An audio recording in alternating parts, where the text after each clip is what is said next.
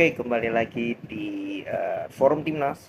Jadi, gue mau bahas review pertandingan antara Indonesia tentu saja berhadapan dengan Kamboja. Ini pertandingan pertama bagi Indonesia di AFF 2022 dan berhadapan dengan Kamboja. Seperti yang gue bilang di preview, ini bukan lawan yang lemah, bukan lawan yang bisa diremehkan. Kamboja beda dengan 5-10 tahun yang lalu. Mereka punya pondasi yang jauh lebih kuat sekarang dengan pelatih mereka, dan juga perannya Honda ada di Kamboja ini cukup penting lah, ibaratnya seperti itu. Jadi pelatihnya itu Ryu Hirose juga dari Jepang ya, bersama dengan tentu saja Honda di kepelatihan. Kita bahas dulu dari starting 11 dari timnas kita. Eh, Indonesia main dengan 4-2-3-1 seperti biasa. Nadeo main, di belakang Asnawi, Fahrudin, Jordi Amat dimainkan sejak awal. Terus Arhan di tengah, Kambuaya, Marcelino, Kambuaya, Marklock. Di depannya tiga pemain kreatif, Witan, Egi, Marcelino, dan juga Rafli, Muhammad Rafli, pemain muda. Sedangkan Kamboja main dengan 3-4-3. Nah, seperti yang gue bilang di preview juga, bahwa Kamboja ini nggak bisa diremehkan dan mereka sudah jauh berkembang, dan terlihat dari awal mereka coba untuk meladeni permainan dari timnas kita, ya bukan bermain istilahnya ya parkir bus mengandalkan counter, enggak, tapi mereka coba untuk meruntuhkan juga eh, pertahanan kita. Mereka coba untuk menyerang juga, nggak pasif gitu ya, nggak pasrah gitu diserang oleh timnas kita, sampai dapat gol di menit 7 di mana crossing yang sangat bagus dari Arhan ya kepada Egi di situ, dan finishingnya keren dari Egi. Dan habis itu Kamboja lebih menekan ya, seperti gue bilang mereka coba untuk menyerang, mereka coba bermain ya nggak terlalu bagus, dalam arti kita tahu kualitas pemain Kamboja seperti apa. Mereka sudah berani pegang bola aja adalah suatu hal yang menurut gue kemajuan dari timnas Kamboja. Apalagi ini soal kreativitas, gue bilang pemain dari Kamboja memang ya kualitasnya seperti itu aja. Lahirlah gol di menit 16 di mana crossing, lagi-lagi crossing, heading ya agak ke pojok ya, bahkan itu kena tiang dulu sehingga Nadeo pun tidak sampai bola itu. Habis itu Indonesia bermain jauh lebih agresif. Ya, mereka mencoba lebih agresif sampai datang gol di menit 35. Itu gol yang menurut gue keren banget, di mana ada build up long ball dari belakang, memanfaatkan defensive line yang tinggi dari Kamboja, masuk di situ seorang Marcelino, dan dia cutback. Bagus banget golnya. Witan Sulaiman 2-1. Nah, habis itu ya Indonesia mulai lebih pede lah, ibaratnya lebih pede. Mereka lebih bisa mengontrol lini tengah, walaupun Kamboja mereka berupaya untuk menyamakan kedudukan lah ibaratnya, tapi gak banyak peluang yang bisa mereka ciptakan. Indonesia menurut gue di babak pertama sedikit lebih unggul daripada Kamboja. Terus masuk babak kedua, langsung ada dua pergantian pemain dilakukan oleh Sinteyong. Rafli yang nggak kelihatan memang digantikan oleh Spasojevic, dan Egi digantikan oleh Sadil Ramdhani. Gue rasa Egi itu di babak pertama itu dapat peluang depan gawang, bener-bener one on one, di shoot aja nggak ke shoot ya, karena dia coba lewatin dan bolanya itu ternyata kesangkut, dan akhirnya peluang mas gagal. Harusnya udah 3-1 itu, but Egi diganti. Habis itu Yakob masuk gantiin Arhan, Asnawi juga digantikan oleh Edo.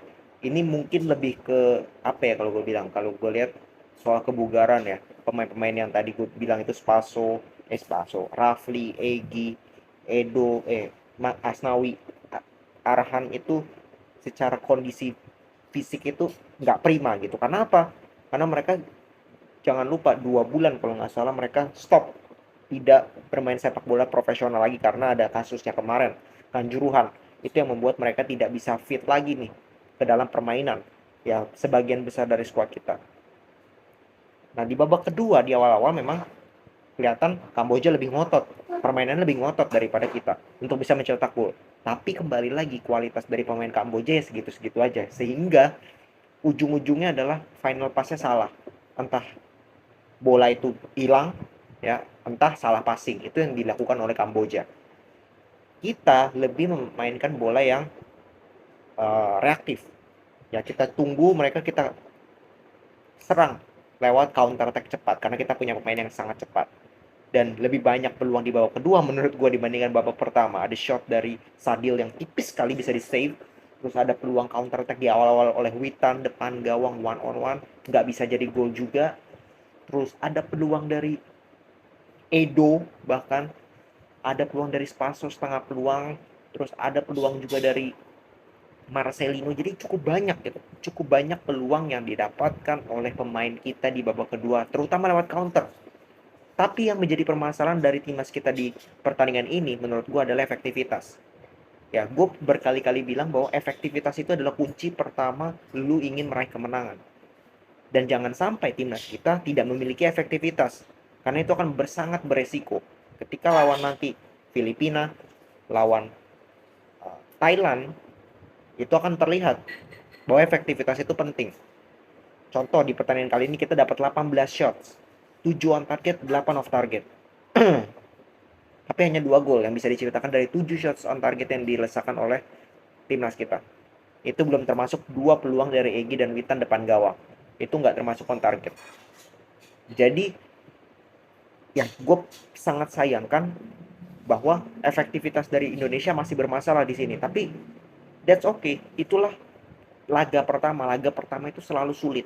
Laga pertama itu selalu ada ketidakprimaan dari segi Indonesia maupun Kamboja. Kamboja sudah 2 kali kan, kemarin mereka bisa menang.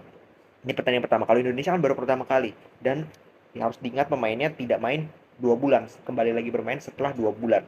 Artinya secara match fitness, memang dia latihan sih latihan, tapi match fitness itu berbeda dengan latihan biasa. Match fitness itu lu butuh main, lu butuh pertandingan, dan itu yang tidak didapatkan. Baru didapatkan di pertandingan kali ini dan terbukti stamina fisik itu drop di babak kedua. Jadi, ya that's good win. Walaupun agak ugly win, tapi ini kemenangan yang penting untuk timnas kita dan masih banyak PR, masih banyak sangat sekali PR, dan kemungkinan nanti lawan Brunei banyak rotasi juga yang dilakukan oleh Sintayong, dan semoga lawan Brunei kita bisa cetak gol banyak karena itu yang berpengaruh nanti ke hitung-hitungan selisih gol. Ya karena gue paling benci nanti ujung-ujungnya kita nggak lolos atau kita runner up hanya karena selisih gol, kita kalah atau head to head kita kalah, dan itu yang nanti bisa memicu supporter marah-marah lagi, ngadu-ngadu. Kita itu punya banyak peluang untuk kill the game. Kita punya banyak kesempatan untuk bisa memastikan diri kita sendiri menjadi juara grup. Tapi kadang-kadang itu yang kita sia-siakan. Dan ujung-ujungnya ketika kita tidak meraih hasil bagus sebagai juara grup, supporter kita malah menyalahkan tim lain. Padahal tim kita itu punya kapabilitas untuk memastikan diri mereka sendiri di peringkat 1. Dan itu yang gue harapkan di lawan Brunei, lawan Filipina, lawan Thailand, terus lawan siapa lagi. Itu nanti kita bisa lawan Thailand, Filipina, lawan Thailand, Filipina, dan juga Brunei kita bisa membuktikan jati diri kita, kill the game sejak awal, 2-0, cari gol sebanyak-banyaknya. Lawan Thailand pun kita tidak perlu takut. Kita tidak perlu takut sama Thailand. Itu yang menurut gua harus ditanamkan mindset oleh timnas kita, karena kita sudah beberapa pertemuan tidak kalah dengan Thailand. Oke, segitu dulu dari gua. Salam sepak bola. Maju terus Indonesia.